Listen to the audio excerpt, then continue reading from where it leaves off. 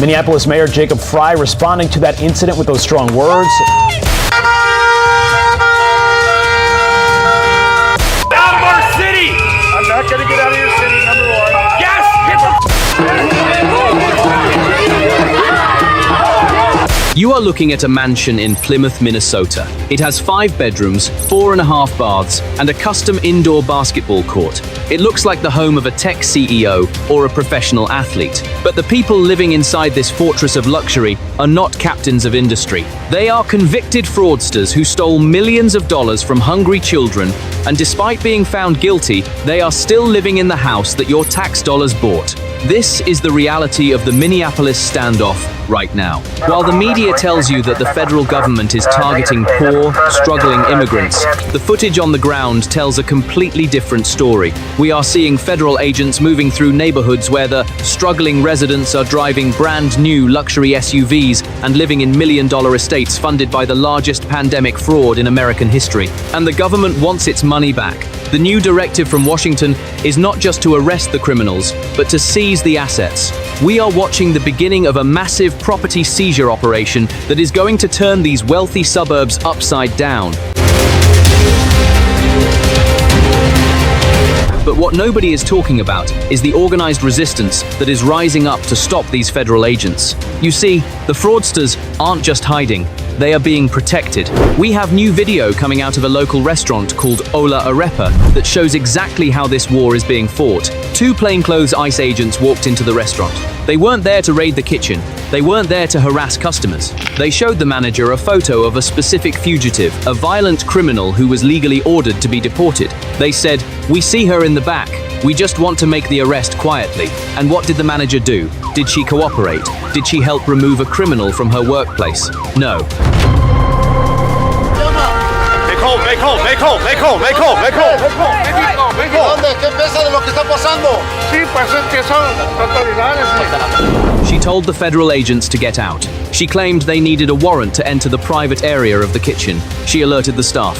And while she argued with the agents in the dining room, employees were seen running out the back door, jumping into cars, and speeding away. This business didn't just refuse to help, they actively harbored a fugitive and facilitated their escape. This is the sanctuary trap. Local businesses, empowered by local politicians, believe they have the right to block federal law enforcement. They call it protecting the community. But when you protect a fugitive who has broken the law, you aren't a hero, you are an accomplice. And this resistance is happening because the stakes have never been higher. The deportation army that is descending on Minneapolis isn't just looking for people with expired visas. They are looking for the architects of a financial crime wave that has cost this country billions. We are talking about feeding our future, a scam so brazen it makes you want to throw up. A group of non-profits claimed they were feeding thousands of Somali children every single day. They claimed they were serving 18,000 meals a month from restaurants the size of a closet. There were no meals, there were no children.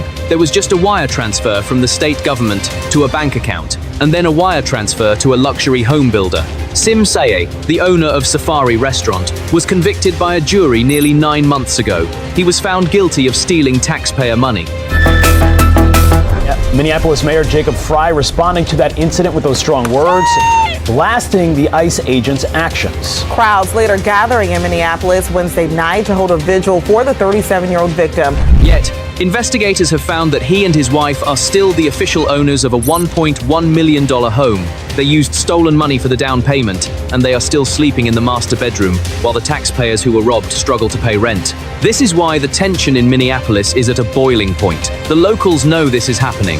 They drive by these houses, they see the cars, and they see their own elected officials, like Ilhan Omar and Tim Walz, going on television to call the investigation racist. They are trying to turn this into a race war to distract you from the class war. They want you to think this is about targeting Somalis because of who they are. But the feds don't care about where you come from. They care about the $50,000 in delinquent property taxes you owe on the mansion you bought with stolen cash. The narrative is collapsing. The struggling refugee story doesn't work when the refugee owns a better house than the judge. And now that the Trump administration has greenlit Operation Scorched Earth, the protection that these fraudsters relied on is gone. The mayor can't save them. The governor can't save them.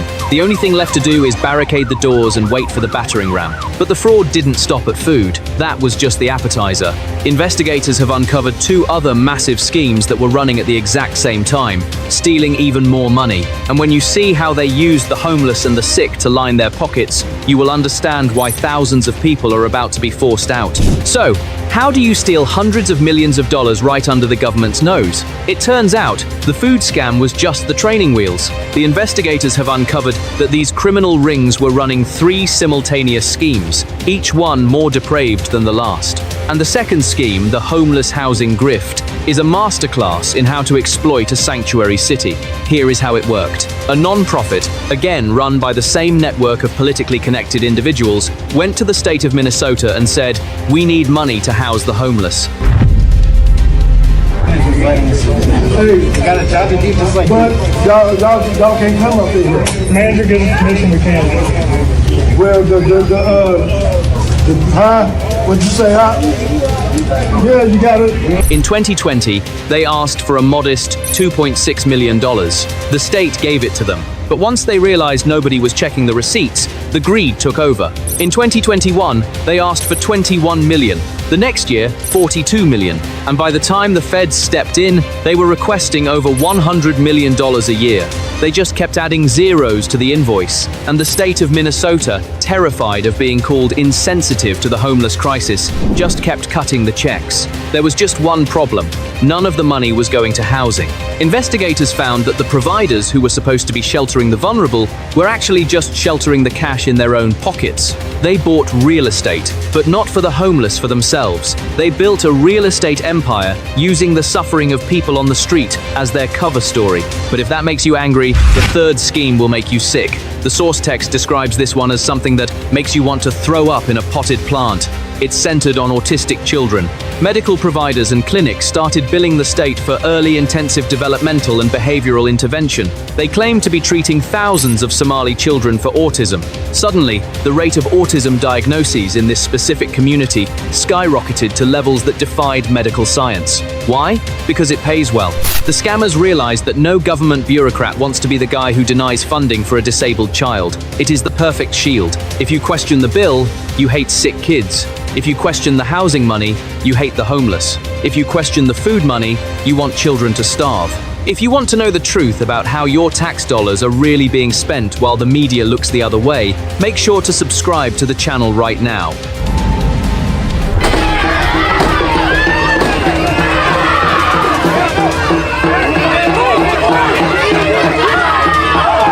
And this brings us to the most explosive political connection of all.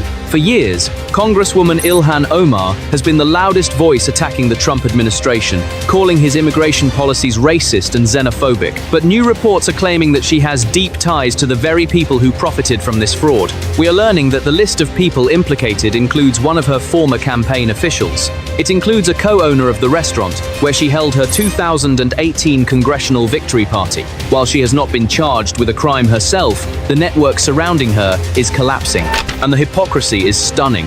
In a resurfaced clip, we hear Ilhan Omar herself talking about members of the Somali community who don't want to assimilate and don't improve the community. She admits that there are bad actors, but when Donald Trump says the exact same thing, she calls it a hate crime. When she points out the problems in her community, it's nuance. When the federal government points it out to arrest a fugitive, it's an attack on immigrants. This double standard is what protected the fraud for so long. We now know that as far back as 2020, the Minnesota Department of Education actually tried to question feeding our future. They saw the numbers didn't add up. They asked for proof. And what did the scammers do? They didn't show receipts. They threatened to sue the state for racism. They told the agency that if they didn't hand over the cash, they would go to the media and claim the government was discriminating against a minority-owned non-profit. And the government caved. They were so afraid of the racist label that they handed over hundreds of millions of dollars to criminals they knew were lying. The race card wasn't just a defense mechanism, it was the crowbar they used to break open the vault. This is why the current raids are so shocking to the system. For the first time in a decade, the racism shield isn't working. The Trump administration's deportation army doesn't care about the political fallout. They are looking at the bank transfers, they are looking at the fake invoices, and they are finding that this wasn't just a local crime. The scammers were getting arrogant. They were flaunting their wealth. They said to me, we're from the Department of Homeland Security. Ola Arepa in Minneapolis was heading into dinner rush Wednesday night when two plainclothed individuals entered the restaurant. They were driving luxury cars to the very food banks that were supposed to be serving the poor. Everyone knew, the neighbors knew, the community knew. But anyone who spoke up was silenced by the threat of being called a bigot. Now, the silence is breaking. We are seeing neighbors coming forward, pointing out the houses, asking why the government hasn't seized them yet. We are seeing reporters knocking on doors, asking where the money went. And for the first time, the people inside those mansions are realizing that their political connections might not be enough to stop the eviction notice. The political fallout from this investigation is absolute chaos. You would think that a governor who oversaw the theft of $2 billion would be apologizing. You would think he would be firing everyone in his administration, but Governor Tim Walz is doubling down. In a statement that stunned the entire state, Walz claimed that these investigations are happening because white supremacy is no longer being hidden. He is telling the people of Minnesota that if you are angry about your tax dollars buying mansions in Kenya, you are the problem. He is telling you that demanding accountability is an act of hate. This is the desperate strategy of a politician who knows his career is hanging by a thread. His favorability rating is underwater. He has spent through a record budget surplus. He has raised taxes and fees on hardworking families. And why? The money that was stolen. And so it's been really frustrating for people to not acknowledge the fact that we're also as Minnesotans, as taxpayers. To plug the massive hole in the budget left by the fraudsters he refused to stop. And the scariest part, investigators say we are only seeing the tip of the iceberg. The $250 million figure you keep hearing, that is just what they have proven so far. Whistleblowers and prosecutors believe the real number is closer to $2 billion. Think about that. $2 billion. That is enough money to revitalize every failing school in the state. It is enough to fix the roads. It is enough to give every family in Minnesota a tax break. Instead, it was siphoned off by a fraud industrial complex that viewed the state treasury as an all-you-can-eat buffet. And this created a new phenomenon: fraud tourism. We are learning that criminal gangs from other states and even other countries were flying into Minneapolis specifically to set up these fake non-profits. They knew that Minnesota was an easy mark. They knew that if they just filled out the paperwork and threatened to call the governor a racist, the checks would clear within weeks. But the party is over.